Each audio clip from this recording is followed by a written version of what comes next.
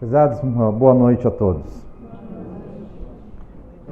O assunto que nos move essa noite é trazer algumas lembranças a cada um de nós sobre o papel desta casa, de todas as casas espíritas, e o fundamento da sua própria existência como uma sociedade, cada uma delas, cada casa espírita que existe no mundo, uma sociedade dedicada àquilo que o mundo espiritual disse a Kardec em 1854, quando Kardec começou a tomar conhecimento dos fenômenos espíritas.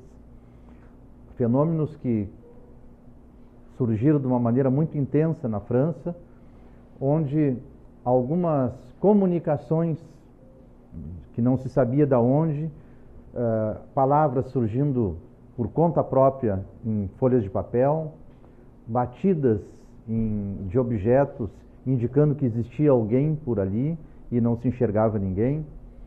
Kardec começa a investigar esse tipo de fenômeno e acaba entrando em contato com inteligências que se definiram a si próprias como espíritos, dizendo que cada um deles era uma pessoa, um homem e uma mulher, que já havia vivido neste mundo e agora continuava vivo no mundo espiritual.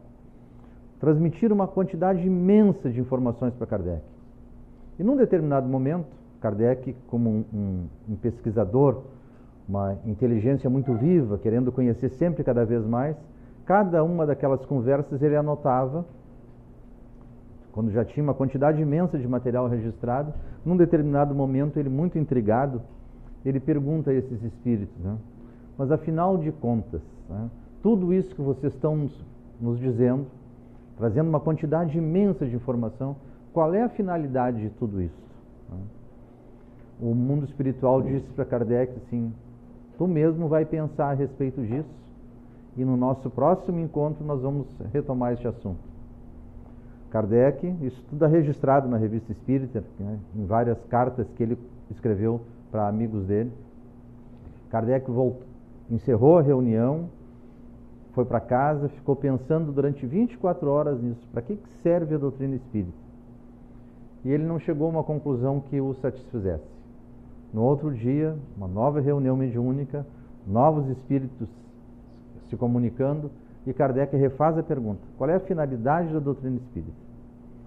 Eles disseram, aí nesse momento ele disse: bom, tu não pensaste o suficiente, mas se tivesse pensado, tu veria que a finalidade fundamental da doutrina espírita é consolar as almas, consolar as pessoas todas que estão vivendo no nosso mundo, porque cada pessoa que ainda vive na face da Terra, vive num corpo físico como o nosso, ainda encarnado, ainda passa por momentos de angústia, de sofrimento, de tristeza, numa caminhada eterna, mas ainda todos passamos por dificuldades.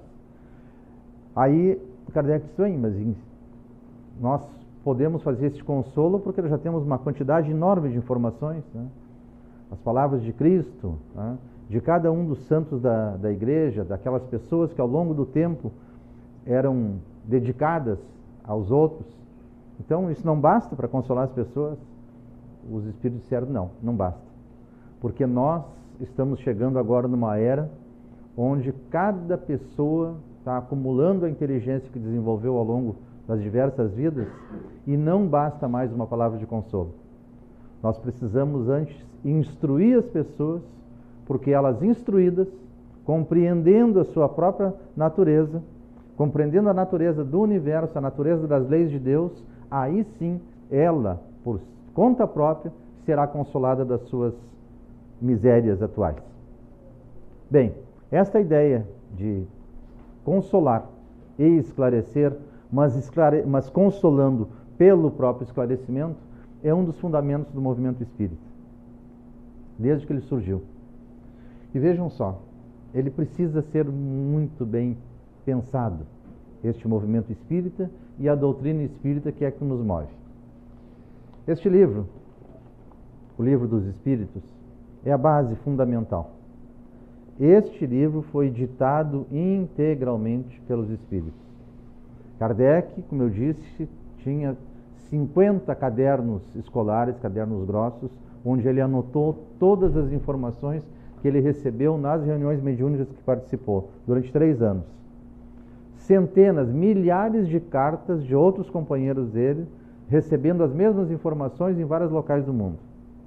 Kardec reuniu tudo isso, uma quantidade enorme de conhecimento, neste livro. E ele organizou esse livro, segundo a orientação do mundo espiritual. Ele sempre ressalta isso. Não foi ideia dele em momento nenhum fazer isso, mas ele obedeceu às ordens que recebidas. Ele organizou esse livro em perguntas e respostas. Faz uma pergunta e o mundo espiritual dá a resposta adequada. E assim ele foi indo. São 1019 perguntas. É um livro que, quando a gente lê, até pela primeira vez, bem isento, sem preconceito, mas com a curiosidade de querer aprender, ele fascina todas as pessoas. Basta que seja lido com isenção, com calma, tentando compreender o que ele diz. E há 150 anos esse livro está ajudando a esclarecer e a consolar as pessoas. Mas o próprio Kardec, indagando do mundo espiritual, ele diz: será que este livro será ser o suficiente? Será que todas as informações, do jeito que elas estão colocadas aqui, elas permitem que todas as pessoas compreendam tudo o que precisam compreender? Ele disser: não, de maneira alguma. Isso é um esforço de inúmeras existências. A compreensão absoluta sobre a própria vida e a consequência de mudança que cada um vai ter que fazer no seu comportamento diário, para demonstrar que de fato compreendeu a doutrina espírita. Baseado nesta ideia de que este livro ele é o início de uma descoberta imensa, o mundo espiritual diz para Kardec: este livro foi organizado em 4 partes.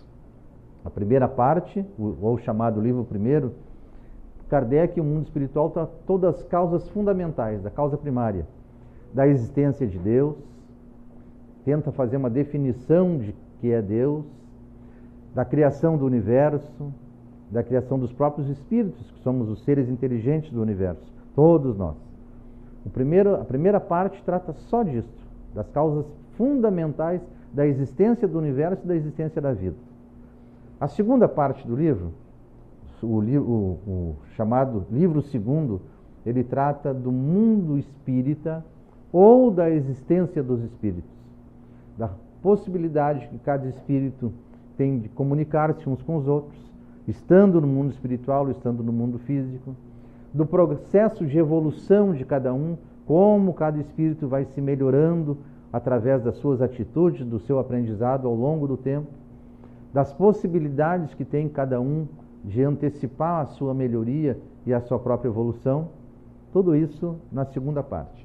A terceira parte trata das chamadas leis morais, assim definidas pelo mundo espiritual e que, na verdade, foram também ditas para todos nós, a nossa humanidade, por todos os profetas, pelo próprio Cristo, por todas aquelas pessoas na humanidade, nos vários países do mundo, nas diversas épocas, todos aqueles que ensinaram as pessoas a serem um pouco melhores.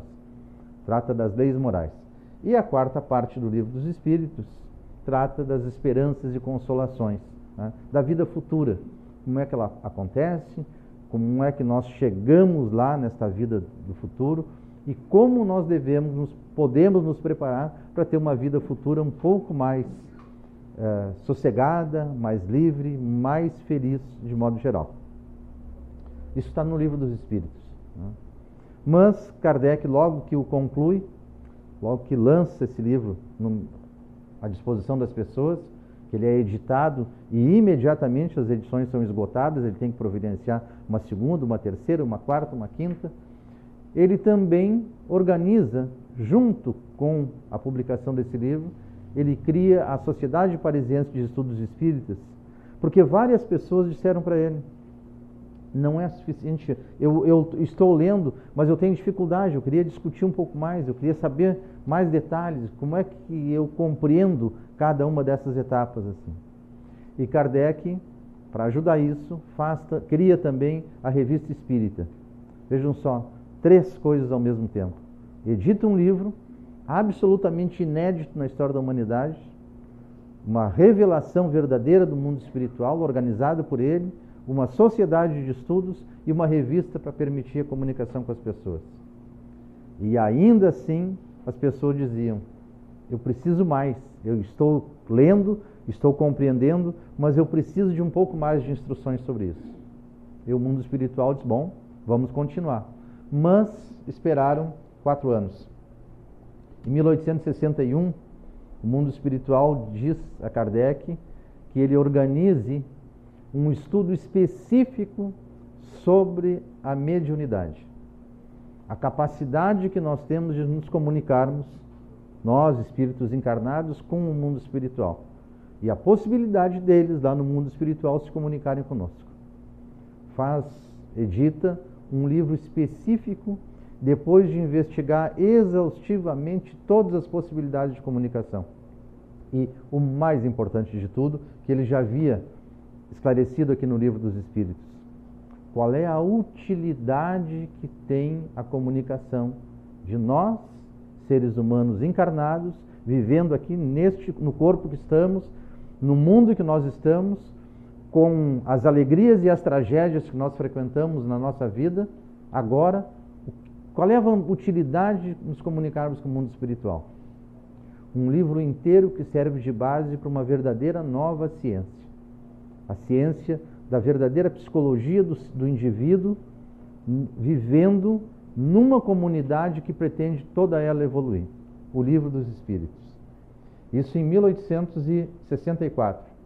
Mais um ano, aliás, em 61. 3 anos depois, em 64, o mundo espiritual também diz para Kardec: nós precisamos auxiliar as pessoas a compreenderem um pouco mais. Boa parte da humanidade já reconhece que o seu melhor modelo, o seu melhor guia foi Jesus de Nazaré. Aliás, essa é uma das respostas do mundo espiritual, quando Kardec pergunta isso: quem é o guia e o modelo para a humanidade? E a resposta é simplesmente essa: Jesus. Mas o mundo espiritual diz: boa parte das pessoas está convencida disso. Ninguém, mesmo aqueles que não aceitam a ideia de Deus, não aceitam a concepção de que nós somos criaturas criadas por um Criador com um fim específico, os materialistas, mesmo estes, quando, de modo bem isento, eles leem os ensinamentos de Jesus, eles reconhecem que este foi um indivíduo que não teve outro igual na face da Terra. Todos os ensinamentos deles são absolutamente adequados a todas as pessoas em todos os momentos da história humana. Então nós precisamos compreender um pouco mais. Mesmo aqueles que têm até aversão à ideia religiosa, reconhecem que no ensinamento de Jesus é um guia para as pessoas viverem bem, agora e no futuro. Então, o mundo espiritual orienta Kardec que organize um livro que teve o nome do Evangelho segundo o Espiritismo. De modo tão peculiar esse livro que ele ignora, porque não havia necessidade, nenhum fato histórico da vida de Jesus, aqueles relatados nos evangelhos tradicionais. Mas ele apanha os 4 evangelhos, dos 4 principais evangelistas, e retira dentro desses evangelhos todo o ensinamento moral de Jesus. E aí apresenta estes ensinamentos baseados na grande novidade que foi a doutrina espírita. Que Deus é um Criador do universo, absolutamente amoroso e bom, e que nós todos nunca mais morremos a partir do momento da criação. Que nós passamos por existências no corpo físico e continuamos vivos no mundo espiritual, fazendo esse intercâmbio constante de existência física e existência espiritual com a finalidade de progresso constante. Essa é a grande novidade do movimento espírita e da doutrina espírita. E conclui esta ordem do mundo espiritual em 1865 com 1865 com o Céu e o Inferno, que trata dessa vida futura, oferecendo as grandes esperanças e consolações para cada ser humano. O que acontece com cada indivíduo quando ele, terminando o seu ciclo de vida, o seu tempo adequado aqui na Terra, encarnado, vai para o mundo espiritual, o que ele vai encontrar? Por séculos, por milênios, nós acreditamos que ia encontrar um inferno ou um céu. E o mundo espiritual diz que não é nada disso. A vida no mundo espiritual é uma vida de progresso constante. Jamais será uma vida de sofrimento absoluto, o antigo inferno, e também não é admissível que nós todos, tão diferentes como somos, tão falhos nas nossas atitudes e nos nossos pensamentos de cada dia, iremos terminar a existência direto para um céu, um momento de absoluta alegria e felicidade. Não, nós vamos alcançar este estágio de alegria e de felicidade ao longo das nossas existências, baseado no nosso próprio esforço. E concluem somente em 1868 este trabalho, com um livro chamado A Gênese, que trata detalhadamente da criação do universo e da criação dos seres vivos. Vejam só, cada parte do Livro dos Espíritos, que é aquele fundamental, que volto a dizer, o que fascina cada pessoa que o lê ele pela primeira vez, cada parte dessa precisou de um outro livro para um esclarecimento. E será que é suficiente? Na semana que passou, lendo uma revista espírita, com este nome, Revista Espírita, de 4 anos atrás, eu encontrei dentro dela uma entrevista de um grande companheiro espírita lá do estado de São Paulo, amigo de Divaldo Franco. Divaldo Franco, todos nós sabemos, né? Hoje é o maior conhecedor da doutrina espírita que existe na face da Terra. Há 60 anos, absolutamente dedicado diariamente a divulgar a doutrina espírita, a esclarecer, em permanente intercâmbio com o mundo espiritual, trazendo informações, dando instruções e consolando pessoas. E por essa entrevista, ficamos sabendo que Divaldo, há 60 anos, todos os dias, ele dedica 20 minutos para uma leitura do Livro dos Espíritos e para estudar aquilo que ele lê. E ele dizia: isto é onde eu começo o meu dia. Ao longo do dia depois, conforme a oportunidade, eu leio e estudo um pouco mais. Porque também é fácil de perguntar. Cada um de nós deve conhecer alguma pessoa que está neste meio, que está, de novo, fascinado pela beleza e pelo entusiasmo que oferece para a própria vida o Livro dos Espíritos. Cada pessoa que conhece este livro há muito tempo jamais deixa de lê-lo de novo, procurando estudar. A doutrina espírita é talvez a doutrina mais simples que existe. De todas as doutrinas religiosas, filosóficas e científicas que existem no nosso mundo, a mais simples é a doutrina espírita, eu não tenho dúvida nenhuma. Mas é um detalhe muito importante. Ela é simples, mas ela não é vulgar, para ser tratada de qualquer jeito e para ser compreendida de qualquer jeito. Precisa ser pensada. Cada detalhe que ela nos diz aqui tem uma consequência imensa. Então ela precisa ser muito bem examinada. Nós, que participamos do movimento espírita, encontramos uma fórmula recomendada não por nós próprios, nem criada por nós, mas recomendada pelo mundo espiritual para o próprio Kardec, que disseram há 150 anos atrás que essa doutrina ela mereceria um estudo sério e compenetrado de cada pessoa.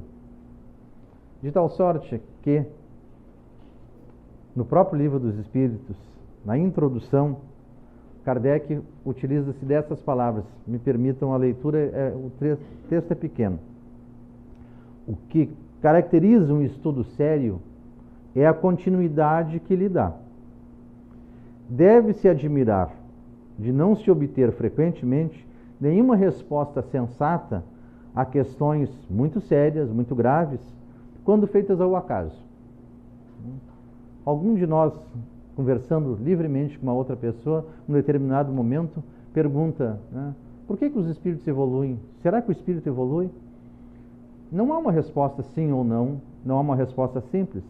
Nós precisamos, antes de perguntar se um espírito evolui, se nós chegaremos a um estágio de felicidade, primeiro compreender o que somos como espíritos, compreender a existência de um Criador, começar a compreender o conjunto de leis que nos leva por essa vida. Kardec sabia disso e responde. Uma questão exige, quanto mais complexa ela for, para ser esclarecida, resposta a questões preliminares. Quem quer conhecer uma ciência deve fazê-lo por um estudo metódico, começando pelo princípio e seguindo o encadeamento e o desenvolvimento contínuo das ideias.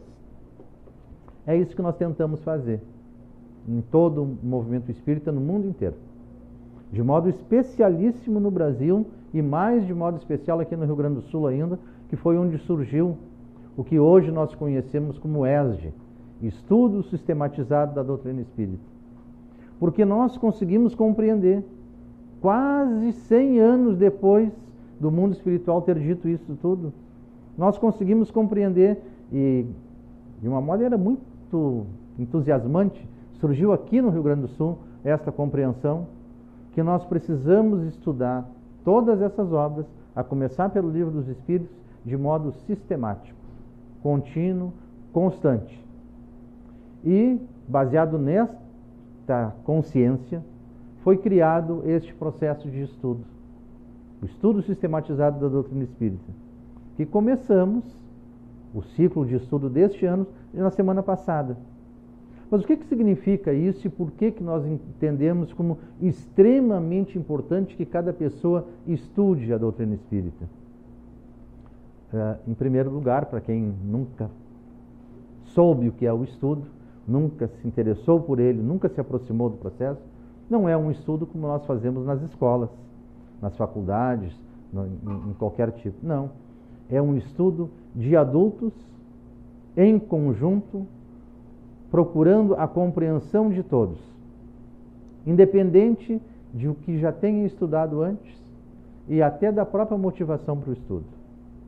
Os nossos grupos de estudo reúnem pessoas de todo tipo, homens, mulheres, com muito estudo na academia, com quase ou com nenhum estudo na academia, doutores e analfabetos.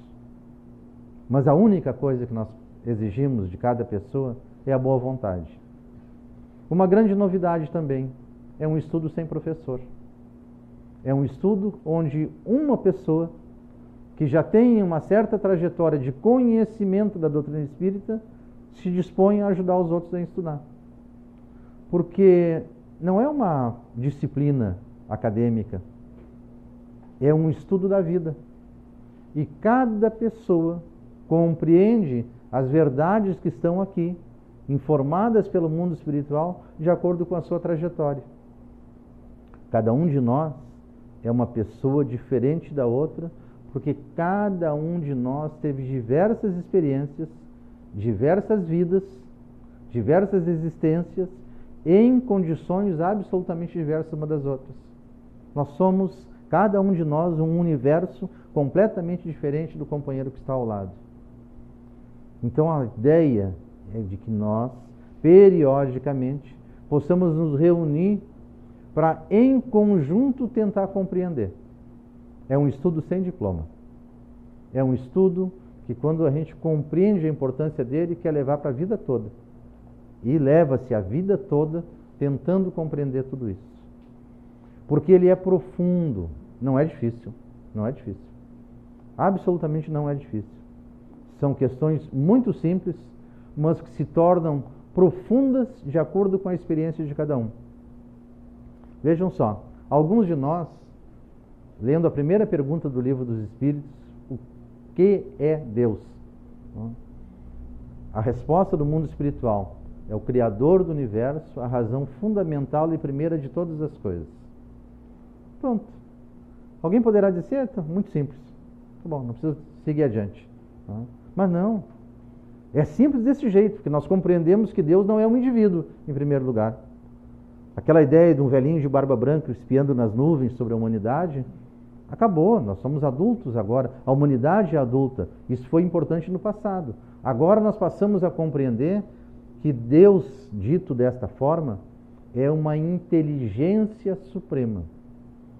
E trata a cada um de nós de modo inteligente, permitindo que a gente saia do estágio onde está, com sofrimento, com angústia, eventualmente com infelicidade, e possamos, cada um de nós, pelo próprio esforço, chegar a uma condição de absoluta alegria e felicidade.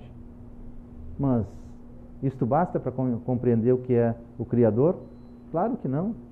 Os próprios espíritos dizem que passar-se-ão milênios onde nós vamos estudando, tentando compreender essa questão, e quem sabe, milênios afora, poderemos compreender a natureza de Deus. Mas é muito distante da nossa capacidade de entendimento. A primeira pergunta que Kardec faz, esta primeira pergunta, ele pergunta: que é Deus? Não pergunta quem, porque não é um indivíduo, porque não é uma pessoa, é uma inteligência. Ora, desde que Kardec recebeu essa definição, 1857, até agora, a humanidade avançou de uma maneira extraordinária. Nós descobrimos a constituição física da Terra, nós sabemos da química que rege a vida, nós conhecemos a medicina de uma maneira extraordinária, desenvolvemos a psicologia, portanto, compreendendo a própria alma humana, mas ainda sabemos muito, muito, muito pouco. De tudo.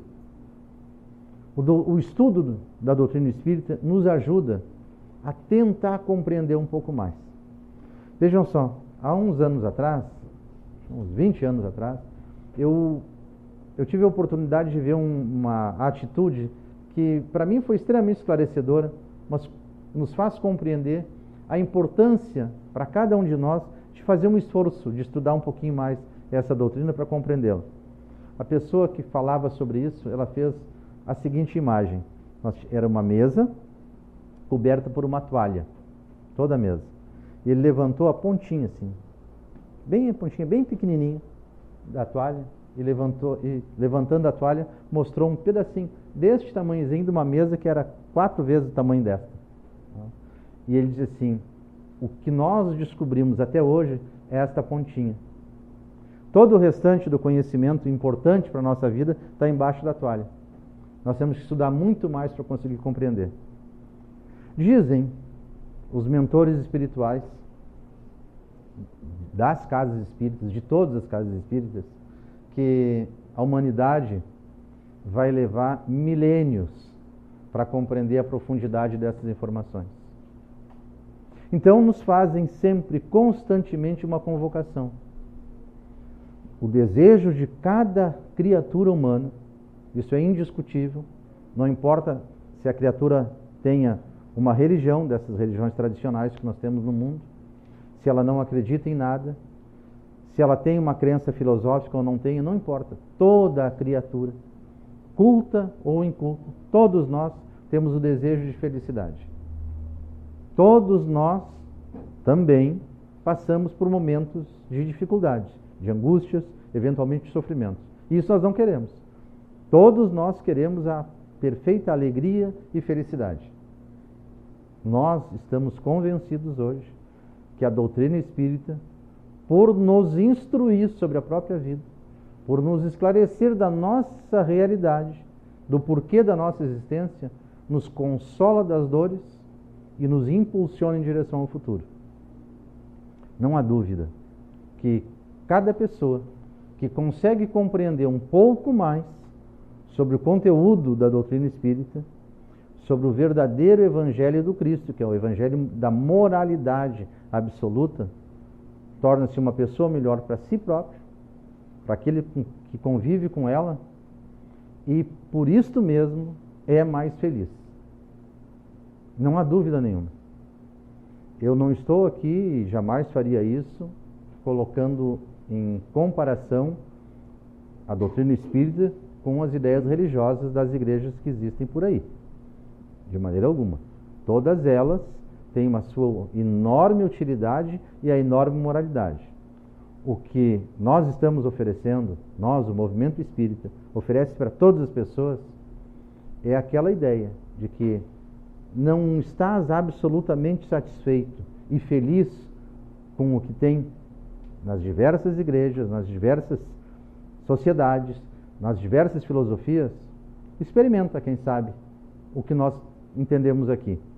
Nós estamos absolutamente convencidos de que começamos a compreender a moralidade do Evangelho de Jesus. Mas sabemos que não é por conhecer o Evangelho, a não ser por praticá-lo todos os dias, que nós nos melhoraremos. A doutrina espírita e o movimento espírita não é garantia de felicidade para ninguém, a não ser para aquele que, conhecendo e investigando, tenta viver este ensinamento. E é esse o convite que esta casa faz agora a cada um de nós. Nós começamos na semana passada, mas nós temos um grupo de estudos que acontece às quartas-feiras e outro aos sábados, que não tem data para entrar. São os grupos de quem inicia um contato com a doutrina espírita. São todos convidados. A quarta-feira, nós já temos 34 pessoas aqui que estão começando este processo. Quantos mais nós pudéssemos encher esse salão, mais felizes ficaríamos. Mas não é garantia de felicidade para ninguém. Só para aquele que, vindo aqui, estudando, fazendo um esforço, tentando compreender, se dispõe também a deixar para trás tudo aquilo que já vivenciou no passado que não lhe trouxe felicidade. Nós, os espíritas, nós temos a convicção que somos, depois que nos tornamos espíritas, ou estamos tentando nos tornar espíritas de verdade, nós somos mais felizes do que éramos no passado. O convite é esse. A felicidade está sim ao nosso alcance, a felicidade relativa está ao nosso alcance. Aqui nós temos um instrumento. Quem quiser vir conosco será bem-vindo. Muito obrigado pela atenção.